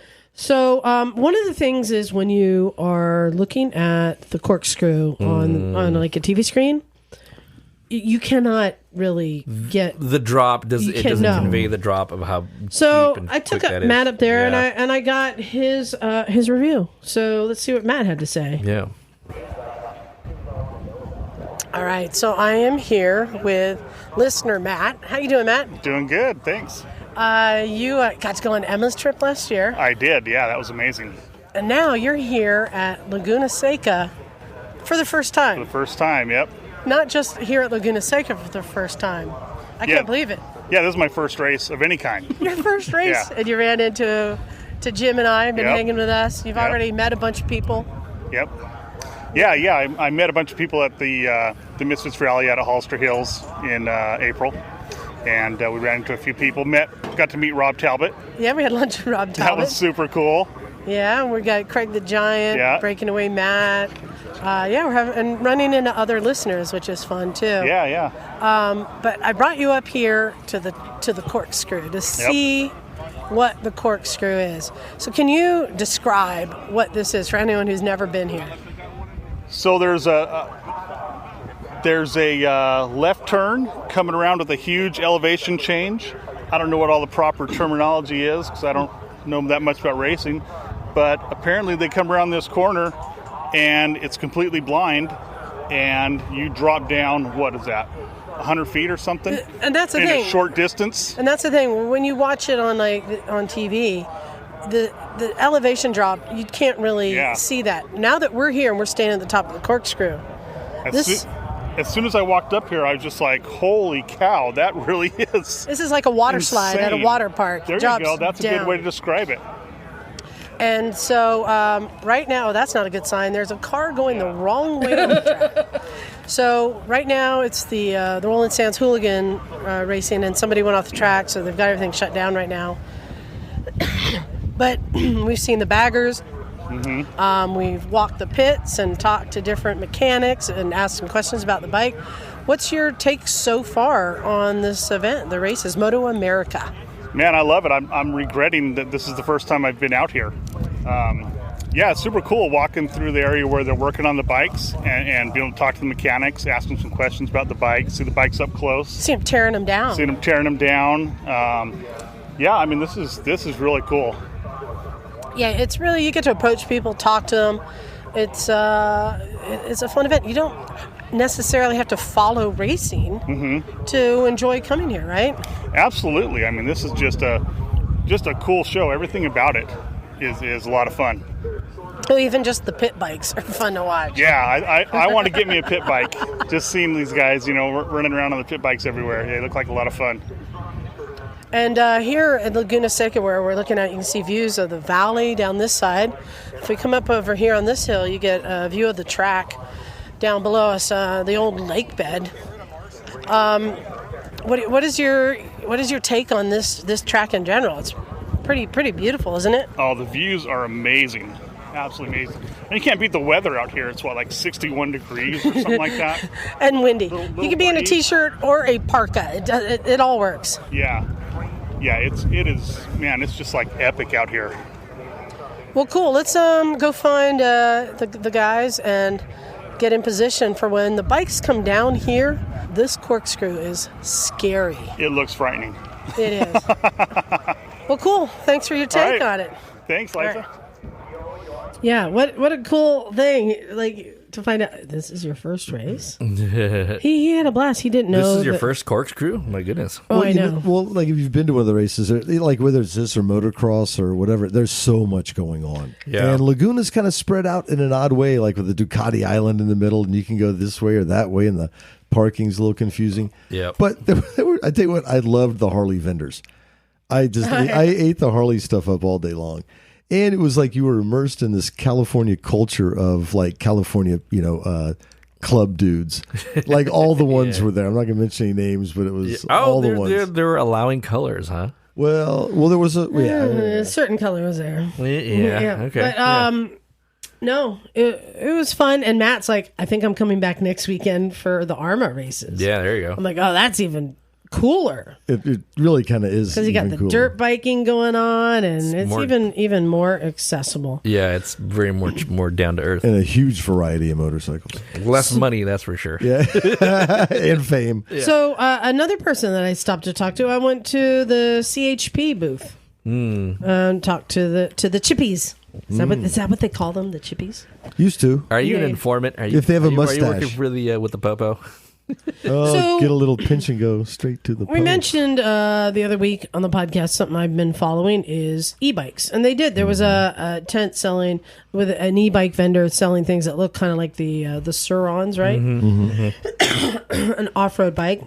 And even they were asking him about, where do you take this? And yeah, do you need a license to ride it? And they're like, well, no, it qualifies as an e-bike technically, but they're talking about how they're going to get a on-road version, so get all the lights and get it licensed, but then that will require people to have a motorcycle licensing for the same bike, but it goes the same speed. So I was like, how does that work for you guys? Because I know this is kind of a big topic right now. You have e-bikes that are qualifying as mopeds that are in bike lanes that can do 45, 50 miles an hour. So that must be hard for law enforcement. Like, how do you control that? And they're like, well, there really aren't the laws yet. There's nothing for us to do. Like, they're still waiting for legislation. It's Wild Wild West to define it. It is kind of Wild West. So they did give me the motorcycle handbook. John, what are the classifications? So there's 5 classes. The first is a motorcycle, which I don't need to explain. The second is a motor-driven cycle, not to be confused with a motorcycle. So, what is a motor-driven cycle? It's a motorcycle with less than 150 cc's, but does not include motorized bicycles. Okay, so like a Grom. A Grom is 150. Yeah. No. Or like the TNT 135 would fit there. 125. Okay. Yeah. A lot of scooters. Yeah, a lot of scooters. Yeah. So the third is a motorized bicycle or moped, but it's got to be capable of no more than 30 miles an hour. So it's a category error then, right? They need a new category for that. But it has to be fully equipped with operating pedals for human propulsion. And having no pedals, if powered solely by electrical energy, a motor producing less than 4 gross brake horsepower and an automatic transmission. 4 gross brake horsepower. Yeah. And then under that is an electric bicycle. How's that different from a moped? It's like... It starts getting funky. So exactly. It looks like the key is electric motor of less than 750 watts. There are 3 classes. Class 1 and Class 2 are capable of speeds of no more than 20. Class 3 is capable of speeds no more than 28. And the final is a motorized scooter. So motorized scooter, is that... It's a 2-wheel device. CC? With an electric motor, handlebars, a floorboard for standing when riding. Oh. And an option of having a driver's seat to connect like a bird scooter. So this is the new DMV... The motorcycle. Oh, interesting. This is the latest. So these are the definitions of them. Okay. So So is California DMV? Yeah. Yeah. So what rules do they each have to follow? What classifications? Well, so, the other thing to know is you have to have a motorcycle license for motorcycles and motor-driven cycles. Anything below that, you don't need a special license. Right. Yeah. But there are some age requirements. I think because like mopeds, you have to be like 15 or It something. doesn't say that here. And then there's some vehicles that has to be like under 49 cc. I mean, it's under 50 is a thing. but the part of the Well, you have to have a problem valid California license, which would mean you got to be to ride 16. on the street, Yeah. not on the bike lane. Right. But the ones with pedals, you can ride in the bike lane. I believe so. Now, I have a question here because I recall there are a lot of signs on freeways saying motor-driven cycles are not allowed Yes. on freeways. Is So- that correct? Good point. Here's the piece on that. So the second category, which is motor-driven cycles, which is 150 cc or less, basically says that's illegal on a freeway. Wow. So that's basically prohibiting buddies on the freeway unless it's a Exactly. 170. Yep. So Wow. even they agreed that like, yeah, it's blurry. The lines are very blurry. You know, because I seem to recall that. And now, are you sure it's 150 and under, or just less than 150? Less than 150. Okay, because that's a big So it difference. must Because be 149 and under. right, because previous, at least the way that it has been up until now, is that you could ride anything on a freeway that's 150 cc's or bigger. Yeah. My understanding. Well, and part of the issue is some of these, I don't know, e-bike or motorized, whatever we're calling them, right? They will have a street mode, which restricts it to a certain speed that you're allowed to have to ride it as a moped. But it has off-road mode, which opens it up. Well, what do you think people are doing when they're riding it on the street? They're following the law to the T and only using street mode. on the street. Absolutely. But this is That's what I how would they do. get. They're good This is how they citizens get they around are. it. So this is Well, why it is. Yeah. Here's my thought: is that if there's a vehicle that is capable of that performance, then it has to be moved into the category that's appropriate for it. If there's if it has restricted modes, Well, fine, you can use a restricted mode. But if that vehicle is capable of that speed and that but power output, who determines that? well, that would have to be Yeah. Right. who? So that's what I was saying. Like, oh, and I said, well, do you think this might open the door for tiered licensing, like they have in the UK? Yeah. Because we're kind of getting there, right? And they're like, oh, well, now that's the DMV. Yeah. So that's a whole nother department. That's a lot of bureaucratic changes there. This is more of just Right. an adjustment. I think you know, they're realignment. saying like state legislation has to define the laws. And then DMV is a whole nother thing. And it's like, ugh. Where it becomes a big deal is when you have to register it, insure it. Yeah. When you have to interact with the state at that level, then it becomes a whole new thing. But, you know, they make money at it. You know what I'm saying? There's probably like a commerce argument about it too, whether to do that or not. That'd be interesting. Well, it can also be an equity issue, right? If you're trying to drive people into not using their car, which Santa Cruz certainly is, as far as restricting parking and building fucking buildings with no parking, then you need to encourage people somehow. So, you know, maybe you don't make it expensive to buy an e-bike. And it was interesting. They're like, well, if you think this is a problem, we suggest that you reach out to your legislator and da-da-da. I'm like, well, no, I don't think it's a problem per se. Just I think it's a problem for law enforcement. Yeah. And I think it's a problem for pedestrians, you know, and people on walking paths and bike paths that are getting blazed by teenagers on It'll probably bite most e-bikes. things when people start getting hurt or it starts costing money. They'll start enforcing Teenagers it. stay off my grass. That would be great. Yeah. You know, and part of what I guess I'm kind of not understanding is that if you have an electric powered vehicle that has an electric motor that is moving it, that is a motor vehicle, Yeah. right?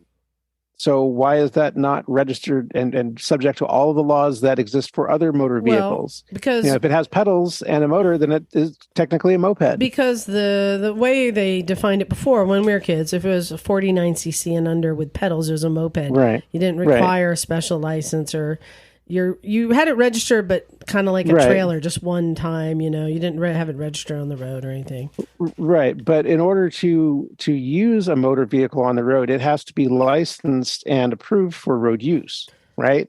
Well, And that's the thing that's happening here is that these are they're vehicles being that are being sold used as on the road. off-road use. Well, right, and Right. so they shouldn't be allowed to be And- used on the road. Like right. like a little pit bike that doesn't have a plate or anything that shouldn't be ridden on the road either, which people do sometimes too. But there's the rub, because then you but can why- argue. Okay, but if a cop sees somebody on a little pit bike riding down the road, they have no problem pulling that person over and impounding the bike and writing them a ticket, right? Like me and Jim and our mini bikes yeah. around the neighborhood. We got a hassle. I know. We got Profiled. We got profiled. So why can't they do it Well, for so that's what I'm electric? explaining. That for law enforcement is hard because it's really unclear what exactly it qualifies as, to know what restrictions and requirements. I wonder if just they don't have enough cops to enforce it. That's Well, look, like if they're able to enforce it, they're and this is what I've kind of heard from a couple of people now. It's going to take some deaths to force them to write new legislation and further define them. I don't think it's a problem. I like seeing kids and people on these alternative motorized bikes, which is fun. But I also have been in places where they're riding dangerously on sidewalks and Especially bike urban lanes. environments. And I think I've seen people in this room do that. yeah. So I know Not throwing stones or can nothing, be, it can be problematic too. So just saying, I had an interesting conversation. And again, CHP, they don't make any of the laws; they just enforce them. But even they're like, it's getting kind of squirrely to do. Well, I mean, this is one way California is a free state, I guess. Just fuck off with your electric vehicle, two-wheel electric vehicle, Real quick, I have an announcement. Uh-oh. Yeah. I have a couple announcements. One, I'm going to be going to the UK soon. I should probably say when I'm going. Yeah. I'm going to the UK next month. What are you doing in the UK? Are you doing more bike shit? Yeah, me and Kat are doing our tour. Oh, yeah, that's right. Liza and Kat's Epic Adventure. Next month? Next month, dude. Middle rainy season? Is it? Fuck, I don't know, man. It's always rainy season there. Yeah. So here's the deal for our UK friends. August 22nd through September 4th. Kat and I are going to be over there traversing around. We're going to be going to Wales, going to Isle of Man, going to Birmingham, going to Silverstone. We're going to the Ace Cafe. We're doing all the things. Oh. And because there's some friends of ours and listeners who might want to meet up along the way, I'm not that organized to actually know where we're going to be every day. So instead, I'm just creating a WhatsApp chat group that as we're traveling, I'm just going to kind of like post, hey, we're heading here, or hey, who wants to join us? So if you are in the UK and would like to maybe come out and meet us, email me with your telephone number and I will add you to our WhatsApp group and keep you in the loop. How many people are on this trip right now? You, Kat? Me and Kat. Just y'all two? Yep, it's our What epic email adventure. address should they use? motorcyclesandmisfits@gmail.com. Who's the big spoon? That's a good question. That's definitely me. I ain't getting no man behind, Well, me. Kat's over in Europe now. I saw pictures with him and Emma and a Plus, whole bunch of it's people. better to have the riding around. handle in front. How is it possible to have two big spoons? It is 2023. It involves toes. If Kat and I are sleeping butt to butt, our heads and feet are going to be off the bed. The second announcement is for some of us, for actually most of us here, Vintage Days is coming up. And we are going to be doing a live podcast with Cleveland Moto guys. And Probably I the think MotoGP guys. No In Moto. a Anime tent, all day. You get in a Okay, tent yeah. again? You going to talk about a bunch of stuff that you see at the thing? Well, I don't know what the topic's going to be yet. Oh, is it the top 10 bikes of fucking Vintage Days or some shit like that or what? A top 10, something like that. top 10 Well, I list of top wanted to 10 do one lists. of the top 10 worst Cleveland Moto episodes. Shots fired. We already know the number one Shots fired. is the van We know is the the number bus one. episode. Phil just picked up We your already sleeping know bag that. What if special. the other 9 episodes involve Motorcycles and Misfits co-op together episodes? So we always have a good time with them, and we are going to be doing our live show Saturday at 4. So if you're going to be at Vintage Days, coming out Saturday at 4, we're going to be be on the midway, or the infield as they call it, on that stage where they also like interview like the MVP and all the, It's like, these assholes again. Yeah. Great. Those assholes again. So, but speaking of that, Jim, John, Bagel, and I are all going to be going. Yep. Yeah, Well, Still trying to talk Knock into it. Yeah, Bagel's Come on, riding Knock, now, you huh? can do Come it, on, buddy. Knock. work shit, bro. All right, Work schmirk. Fuck the man. I'm I not know, riding. I'm driving out. Oh, you're driving. Okay. Oh, that's right. So he buy a can- scooter. Oh, but Bagel, what are Yeah. you bringing with you? You're working on something. Yeah, well, I'm planning on bringing my 1970 CT70 that I'm in the process of putting together Oh, right you got now. a CT70, dude? Yeah, I've got two of them actually. Oh, Yep. shit. And, Hell yeah. And then I'm hoping to revive my Passport and bring that as well. Or maybe Nice. just bring it and revive it there. We'll see. Are you taking your truck? Yeah. I'm taking my van Okay. cool. and working on a sort of like a brace system to mount the bikes to inside right now. Okay. So I'm hoping to get that done tonight or tomorrow. What's the miles one way on And that? I think it's about 2,500 miles or something like that. Goddamn. That's All committed, right. brother. Yeah. Long Well, way, but easy, good road easy time. miles on interstate. Yeah. Yeah.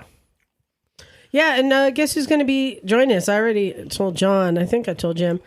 Bagel doesn't know. Joining us, adding to our pile of campsites. Oh boy. We are all adding. We make the mega campsite. Wendy Crockett. Ooh, yeah. Oh, cool. Yeah, long distance rider. She's going to be Nice. joining us Gonna be a too. big old meat That's pile. awesome. Shit. So people want to find us. We're up same spot, right, by the captain and all the loud burnout areas. and Yeah. all. Yeah, just up the way from the burnout corner. We'll have our banners up. On the outskirts of town. Yeah, at the very end. I'm sure the sidecar will be noticed. Oh, I that's cannot right. wait. We got to get some flags for it or You something. and you and you. You're all Antlers. taking turns in the sidecar in Hey. the barrel racing. As the monkey. Have they put a clamp down on the barrel racing, or is that still a thing? Is it just going to still be a thing Oh, I anyways? assume it's still Well, a thing. last year it did get shut down around midnight. The crowds were too big. It was out of control. Okay. And the track, not the AMA, but the track, because they're running the campgrounds and everything. They came and like, yeah, shut it down. Like, All right. So, okay, if Cut people the are shit down. yeah, so if some people are vaguely reasonable, it's still probably. I'm sure we looked there. around and said, "Yeah, it should probably Yeah, stop." it stops. Oh yeah, at midnight. I'm so surprised it's still No, going. yeah, it stops at 11:59 and greatest thing in the 59 world. seconds. Yeah. I mean, they were cool about it. They were, but there were a lot of people who were like, "Fuck you," and still going, and that caused problems, Yeah. and then they start right back up at like 5 a.m. again. Wake up call. Yeah. On your way to get coffee, you see the barrels. You're like, "Yeah, spend a couple of laps." Yeah, why not? Yeah. But we're going out Wednesday now. We want this to be a longer event than it is. Wait, okay, you're Yep. going to be there for the whole Wednesday to Wednesday? Is that what's going to happen? No. Wait, are you No, going, maybe cut are the you lock going to get in. I Cleveland don't know. on Let me tell Wednesday? you. Are you going to Mid-Ohio on Wednesday? Well, hold on. The event officially is Friday morning to Sunday afternoon. Right. But for vendors and such, they open it Thursday morning for them to come in and set up. Right. I can't give away too many of our secrets, but we may be trying to sneak in Wednesday night. Are you getting Sleepy to give you tips? Well, here's the thing. Phil is our captain. Oh, captain, my captain. We'll just blame it on him. Phil is Problem he's solved. the one, and we can all agree. Phil has dialed this in for all of us. 100%. I will Oh, follow fucking him dialed, blindly. man. We follow him blindly because he's the one who's introduced this to us and shown us an amazing time and always takes care of us because he has everything figured out. Yep. So we whatever Phil says, Yeah. we do. So, but we are prepared to go at the latest the early Thursday morning. I want to see a lot of pictures, and then all the You ones should just go and not have to I see know. the pictures. And But- well, send me the ones that you don't show on Instagram too. But then also we used to pack up like Sunday morning and like split. Now we're like, no, we get there before all the campers get there, and it's just a big field, and we're setting up, and we leave when they're all gone. We're like the last ones out. And there's just like bike carcasses Just left around here. and That's the time if you had a trailer, Bagel, just drive around and pick up leftovers. People do. I could get one. You might find some scrap value in some of these carcasses. Yeah, so we're all super excited. Are you guys bringing anything special, or are you just Bringing anything special? Pair of boots and a good attitude. That's exactly right. Exactly. Yeah. Hydration. Yeah, stay hydrated. Because Jim has yet to discover the backwoods, the dirt trails. I'm thinking he's going to be. We need to get Jim drunk and see if he can climb the other side of that hill on a scooter. Not after that story I heard. No, thank you. Yeah. Pete's coming on a buddy. Yeah. It'll be fine. Okay. Yeah, right? Yeah. Totally. So Pete threw out an offer. He said, I will enter into any race for whatever bike you give me to ride. As long as they don't make me take a breathalyzer test beforehand. I have a suggestion. Yeah. The Benelli without sand sidecar in the pit bike race. That pit bike race is awesome. I might think even do we that. should enter him in the hill climb on the Benelli with the sidecar. With the sidecar. With the passenger. With Squiggy. Swiggy. It's just like beer in hand, cigarette, can't get out of their mouth. But Totally. as we said in that clip, this is our birthday month, and it turns out it's also Craig the Giant's birthday month. Yes, Craig. Yes, Craig as well. And this is like the Triple boom, Craig. boom, boom. Craig going too? No, but just for I think for at least Jim, I don't know about you, but we got MotoAmerica and then Arma and then Vintage Days, and somewhere in the middle is my birthday, and I'm not keeping track because I don't care. Just my whenever. birthday is the least special day of the month Whenever. because of all these other events. I am so stoked and excited. Yeah. But we're gonna get to see Bagel. Yep. Oh, what are we gonna enter Bagel in? Well, assuming that I get the CT70 all together and running, I'd be up for doing some off-roading and Pit some bike hill race. climbing with that. Pit bike race. Maybe. Get him through, going through the river. Definitely barrel racing. Yeah, that might be a good one for that too. Yeah. We don't have much more to cover today. I just have one last little segment I wanted to try. Something new. And hopefully you guys can all play along because not everyone here is prepared for this. But I wanted to do a segment called Useless Helpful Information. I think we have a lot of it to give. And I have one I am going to share with everyone. I was actually thinking of this on the ride down yesterday. I don't know if you noticed, but on one of the roads, there was a dead skunk on the side of the road. No. Okay. And I've created a system when I see dead skunks on the side of the road. The system is do a long exhale through your nose while you're passing it, and then hold your breath as long as you can before you take an inhale. That way you don't get any of the skunk residual in your helmet. Similar to a graveyard. It's going in your helmet. It's just not going in your lungs, right? So visor up or down? Doesn't matter. Okay. So I'm just sharing. That is my useless, helpful information when passing a dead skunk. Exhale through your nose. Hold your breath as long as you can, and it helps. There it is. There we go. Do you think that was helpful, Well done. Bagel? All right. Yeah. Does anyone else have any useless, helpful information to share? I think I might have one. Oh, yeah. What's yours? So if you're riding your motorcycle and you need to pass gas, Yes. I found it most helpful to stand up because it allows for proper airflow and good exhaust pressure. So, and if you're get riding back with a pressure. passenger, there's a second value there too. But don't you need a little bit of back pressure? No, I have enough pressure in my 'cause back. When you stand up, your rectum and your general area is a proper straight alignment. shot. Yeah, it's you're proper not alignment. like it's not. You're not making 90-degree hard right. You know exactly. what I'm saying? Well, you bounce a I little don't know. bit. You Yeah. bounce a little. You just don't want the surprise. But you I don't don't get know. the squeak. Yeah, Well, you can't hear the squeak anyway. Yeah. I prefer the one. Some people- I prefer Maybe- the one cheek sneak. Yeah. The one cheek sneak. Some people like to feel their butts clapping. I don't know. Maybe that's No. the thing. Who knows? Actually, no, that is helpful. Thank you. Because whenever I'm riding behind John and he stands up, I exhale through my nose and hold my breath as long as I can. As you should. Yeah. Yeah. And if you don't do that, take the pain. Like when you have a bee stuck in your jacket. Just let them deal with it. This is your helpful advice? Yeah, just take the pain. You get a wasp stinging you 5-10 times. Fucking motorcycle hard, huh? Just take the pain. Yeah. Which is, I've had that happen where it goes in your front facing air vent on your helmet. Yeah. I had a yellow jacket shoot straight in that damn thing, and you have that little liner in your helmet. It hung up enough in the liner where it was stinging through the liner into my forehead, but it couldn't get full purchase. Yeah. What a pain in the ass. Or the head. Yeah. Anyway. Oh, wow. Well, the other thing, so another one. Yeah. Do not forget to lift your face shield if you have to sneeze. Yeah. Well, that's actually helpful information. Well, yeah, it's helpful. Yeah. I got one that's probably more helpful than not is play strip mall food roulette.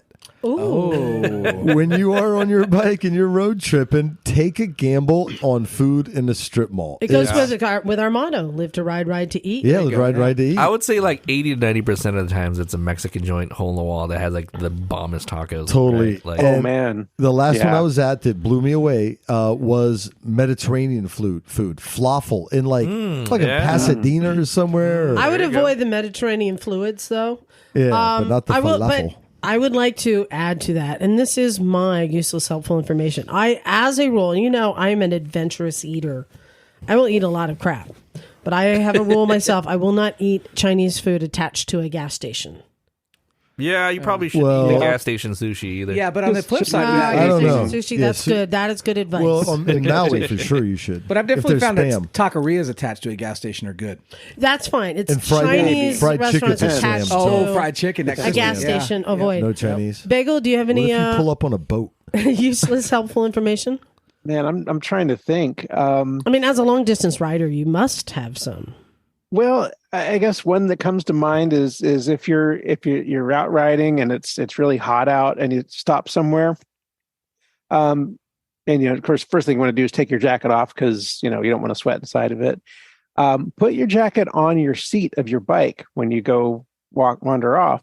That way, it keeps the sun off of your seat, so when you get back on it, you don't burn your ass. There you go. Well, that's actually helpful. That's actually helpful. Yeah. All right. I got another one. Speaking of sitting, if you are out amongst the backcountry, like some of us are at a time, and you have to go number 2 or drop a deuce, as Knock likes to say, you can take your dirt bike and you could lean it all the way over on its side or kind of lean it up against a rock or an embankment. Oh. And you could sit on your spoked rear wheel as a toilet seat and poop through the spokes. Wait.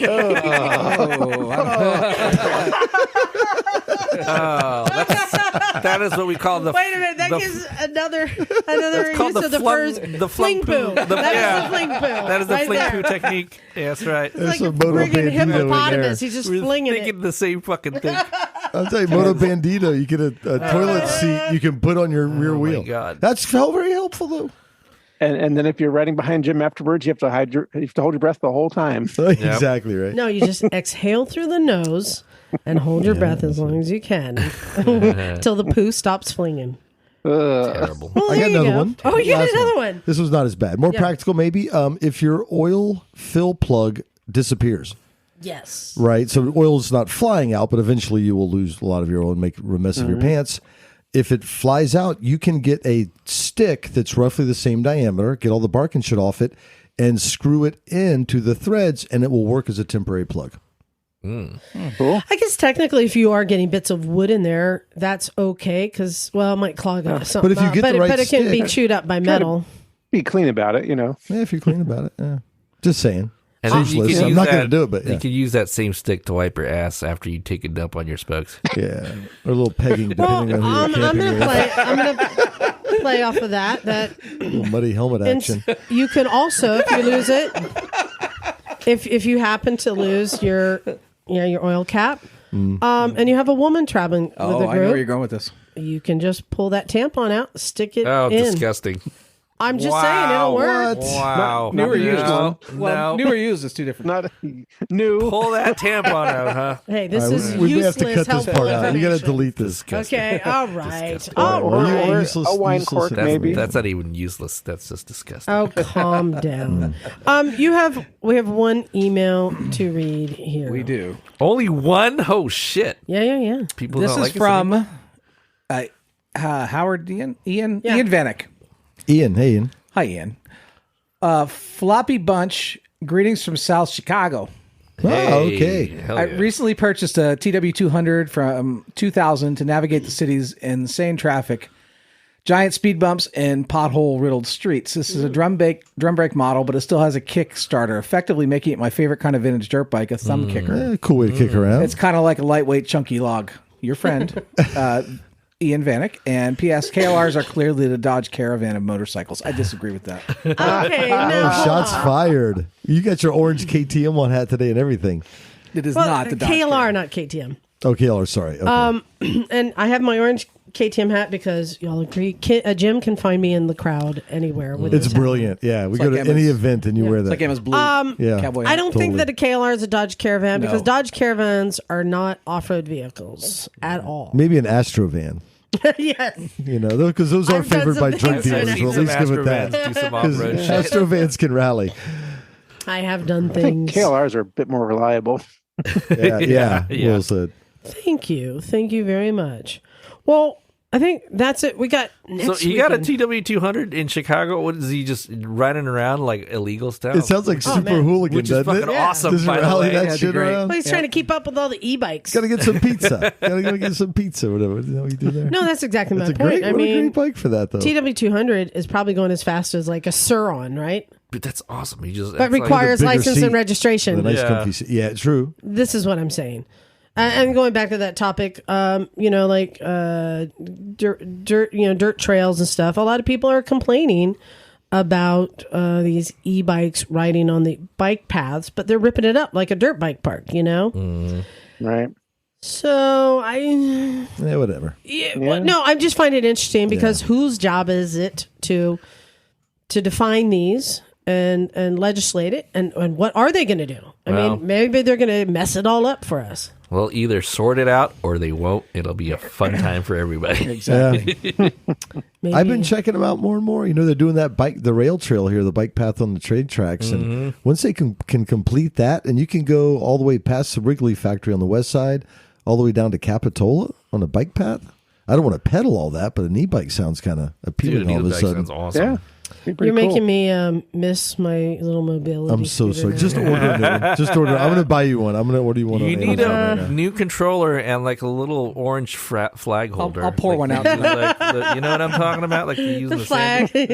Yeah. No, on 4th of July, I went and rode it all the way up over to the beaches I to think go check out what's going It on. seems very capable And at a here's the good thing. distance. I've never owned a bike in Santa Cruz. I was riding on bike paths I've never been on. I was like going under bridges. Yeah, they're and beautiful. stuff. The levee and all that shit. There's some really cool trails around here. Lost Boy Trestle. It's as if they Yeah, dumped- going over the. Yeah. I didn't know that there's a bike path on the trestle at the boardwalk. Yeah. Well, they made I it a lot didn't better. know. It's That's like new. really wide now. Yep. I know it's not like death defying anymore. I mean, it's good on Santa Cruz. You're dumping some money into like, non-car public transport. Well, they better pathways. because they're building all these buildings with no parking now. Anyway, Yeah. Well, subject for another day. Yeah. Well, I think that pretty much wraps it up.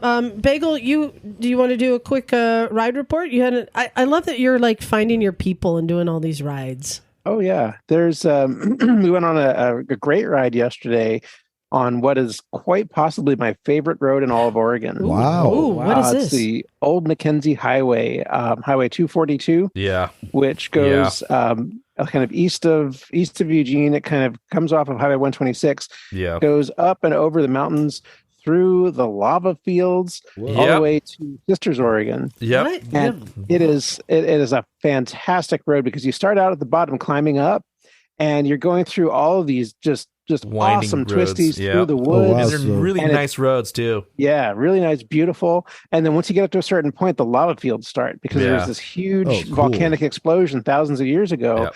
and just covered the landscape at all these volcanic rocks. So it just turns from trees to moonscape. Yeah, and you keep and climbing it's up like these through porous it. rocks that are and sharp and craggly. Do you go to the observatory there? Yep. Yeah, yep. that's There's a cool the spot. D. Williams Observatory at the top, which is made. It's a tower made out of the lava rock. Yeah. What? And they have these little like peepholes in the side of the walls that look directly out to the mountains. So does Liza. Is this a glory Three hole? Sisters, yeah. No, It's a it's, really it's just pokey a one. little window that looks out onto mountains, but it's going through this thick rock wall, so it points you so you can look directly at the mountain. It tells you which mountain it is. All these little windows are going around the whole tower. And what I like about the road leading up to there too is they're all old like logging roads, and they're not very frequently traveled, so they're like smooth, they're wide, and there's the scenery is amazing, you know. And these are high altitude, right? It gets higher towards the. Looks like some of the roads are closed in the wintertime. Yeah. Yeah. Well, Mackenzie Highway is only open like 3 months out of the year. Yeah. It opens at like the end of June, and then usually gets closed sometime in September when the first snows hit. Mm-hmm. Because they literally cannot keep it clear during the winter. So it's like you have to go up there and enjoy it while it's open. And so I was thrilled that we got to go up there and ride on it, because it's so much fun to take that road. Yeah. What did you ride, Bagel? I rode my GTS 300, but that was one of the roads that I rode on my first Cannonball, which went from Pacific City, Oregon to New Jersey. And I remembered going on that road, just thinking in the very beginning when I was going through the woods, I was like, man, this road is awesome. I've got to come back here and ride this again. Yeah. And then when I got to the lava fields, my mind was just blown. Wow. So That's great. And Knock, you're just falling in love with your bike, aren't you? Oh yeah, actually, I just did a proper ride yesterday and went on old San Jose. It's an old Gixxer that you Yeah, are just like. it's a 2008 GSXR, but like the thing is kind of crazy. It's like 120 at the wheel, like 450. It's a 2008. It looks pretty. It looks pretty And he's boss. impressed color. by It's a little it. ratted Impressed out. by It looks pretty boss though. And it's crazy how fast you could go on those turns without really even trying. And I realized this is unreasonable, you know.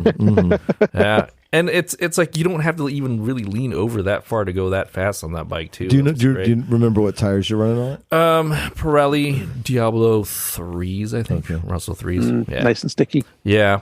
And it's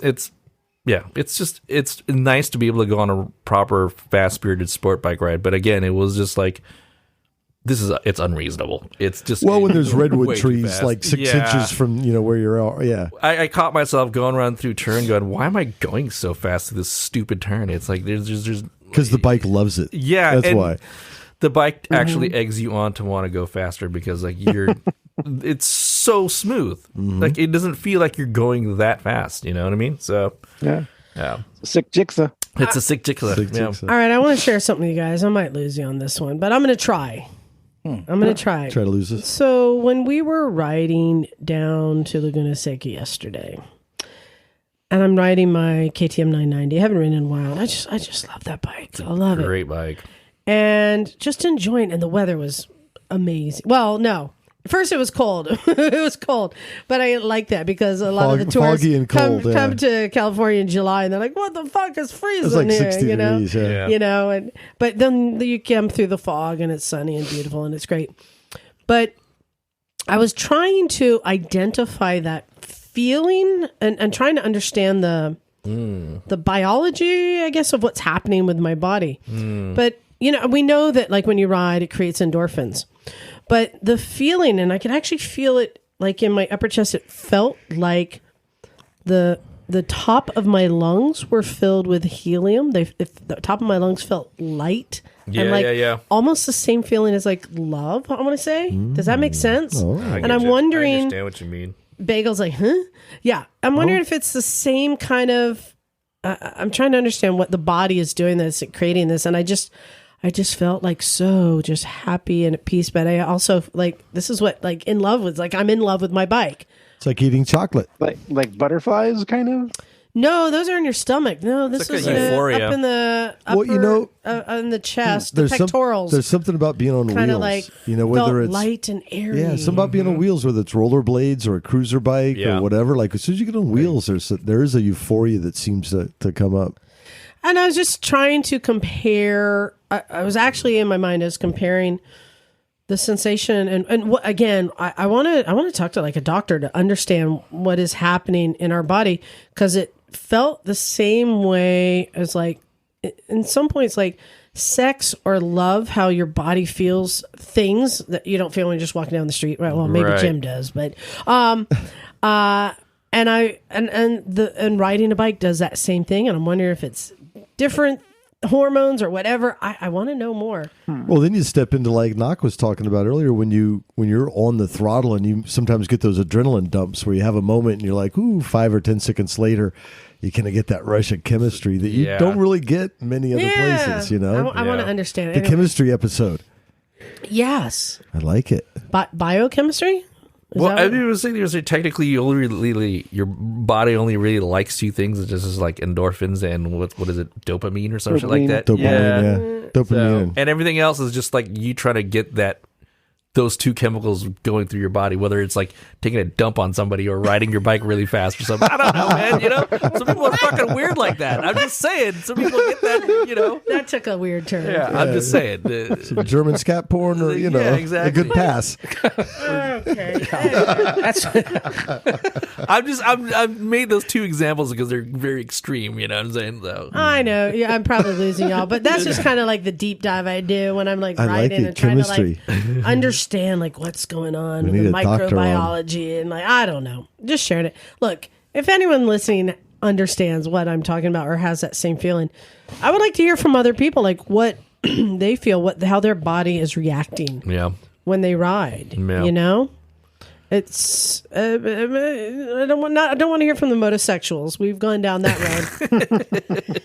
Well, you know, for me, like it's a bitchin' way to start the day. You know, I get up, I make coffee, shower, get ready for work, and then I hop on the bike, and then you're like, ooh, fresh air, like, ooh, clean and crisp, part of the world, and then you're very present too, like you know. But I'll even say that feeling was also created when we were watching the races and all the bikes come by, like that clip I paid of the baggers going by, and you're just standing there and you're just like.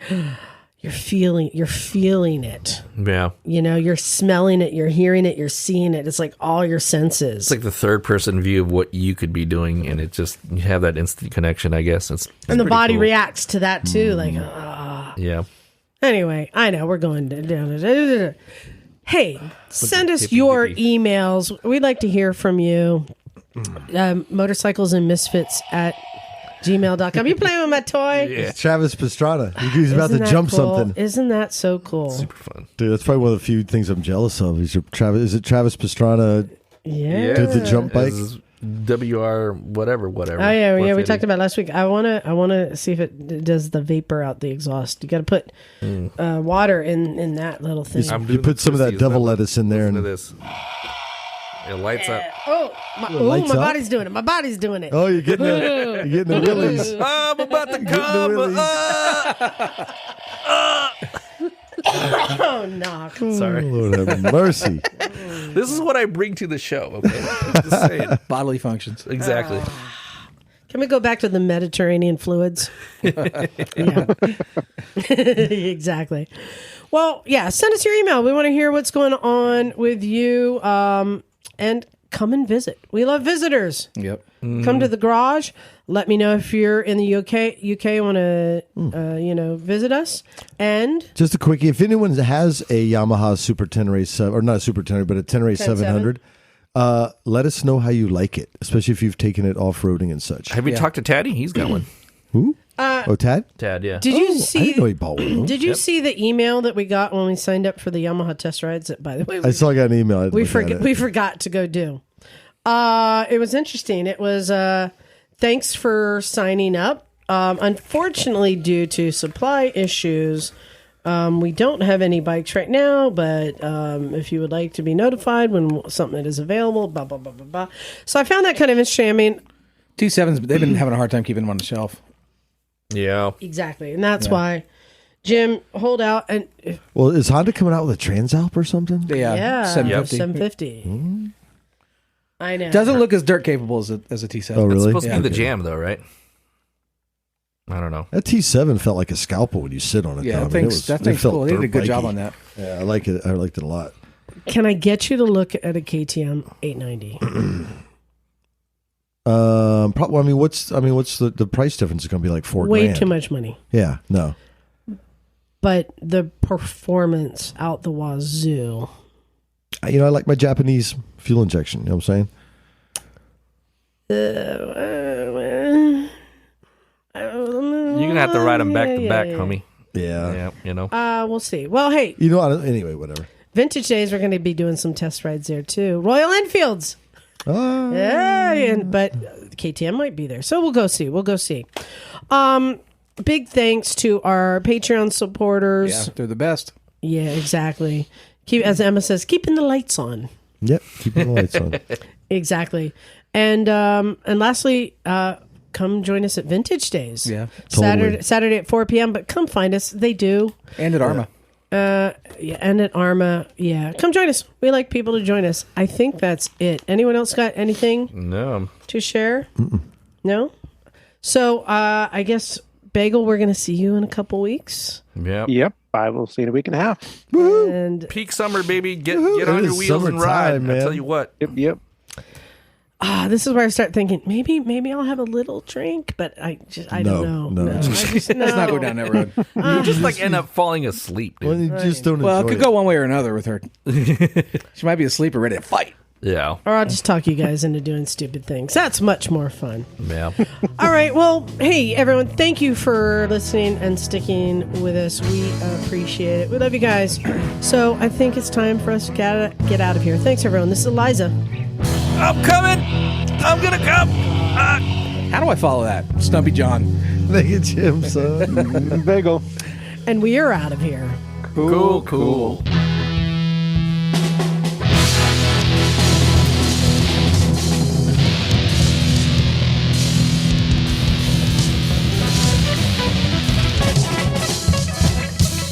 That's amore. Ride fast, take chances.